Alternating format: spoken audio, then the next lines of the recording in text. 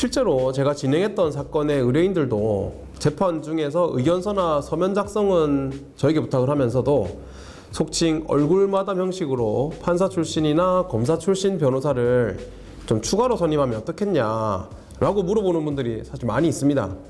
그래서 오늘은 다소 민감한 주제이긴 하지만 전관 예우와 관련해서 개인적인 좀 생각을 말씀드리고자 합니다. 판사나 검사 혹은 부장판사 이상이나 부장검사 이상으로 근무하시던 분들이 법복을 벗고 변호사로 활동하시는 경우가 많이 있죠. 그리고 그런 변호사님들이 검사나 판사에게 친분을 이유로 또는 법원이나 검찰에서 근무할 때 그때 영향력을 이유로 자신이 맡은 사건에서 유리한 결과를 얻을 수 있다, 이렇게 생각하는 분들이 사실 많이 있습니다. 이것이 바로 소위 전관예우라는 것인데요. 실제로 이제 어두웠던 과거에는 이런 전관예우라는 것들이 사실 존재했고 했다고 하고, 지금도 과거 그런 전관예우를 경험했던 원로 변호사님들은 전관예우를 받았던 경험을 종종 말씀하시기도 합니다. 한 20-30년 전의 얘기인데요. 그러면 지금도 전관예우라는 것이 있느냐, 이게 제일 궁금하실 것 같습니다. 제가 10년 가까운 기간 동안 변호사로 활동하면서 직접 경험하거나 느꼈던 점에 좀 비춰보면 사실 저는 이런 전관예우라는 것은 이제 거의 없어졌다 라고 볼 수도 있어 보입니다.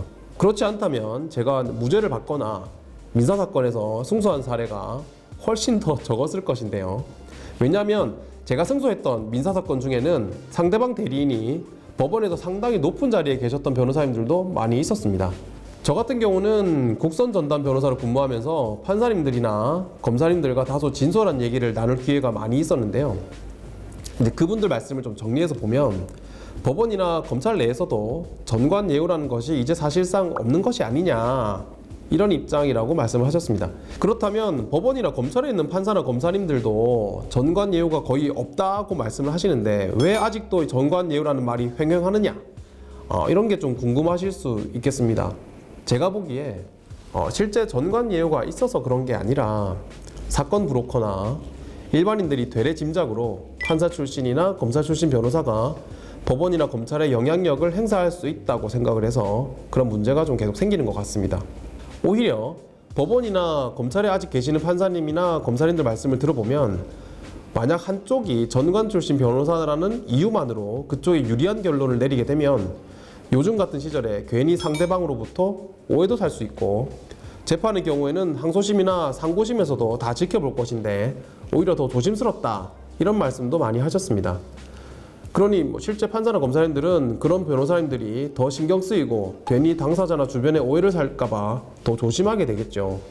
물론 판사나 검사 출신 변호사님들이 법원이나 검찰에 근무하시면서 그 능력이나 실력을 검증받았다, 이런 점은 저도 당연히 그렇다고 생각합니다. 그리고 판사나 검사가 되려면 사법연수원 성적이 아주 우수하거나 로스쿨에서의 성적도 우수해야 됩니다. 그만큼 실력이 검증된 것 아니냐, 그런 주장은 전관예우와는 사실 별개이고, 그런 차원에서 전관 출신 변호사를 찾는 거라면 능력주의에 따른 당연한 귀결이니까 그럴 수 있다고 생각을 합니다. 다만 이제 그럼에도 불구하고 제 생각은 판사나 검사 출신 변호사님 중에도 사실 맡은 사건을 대충 처리하시거나 성실하게 변론하지 않는 분들도 좀 많이 있는 것 같습니다. 그리고 판사나 검사 출신 변호사님들보다 더 전문성을 키운 전관 출신 변호사님이 아닌 변호사님들도 많이 있기 때문에 정말 실력 있고 믿음직한 변호사가 가장 유능하고 의뢰인에게도 꼭 필요한 변호사가 아닌가, 그렇게 생각합니다. 전관 출신 변호사냐 아니냐 여부가 중요한 것이 아니라 정말 실력 있고 능력 있는 변호사냐, 이것이 중요하다고 말씀드립니다. 네, 오늘은 전관예우라는 것에 대해서 제 소견을 말씀드렸습니다. 아무쪼록 변호사의 도움이 필요한 경우에는 정말 믿음직하고 실력 있고 진정성 있는 변호사를 선임하셨으면 합니다. 감사합니다.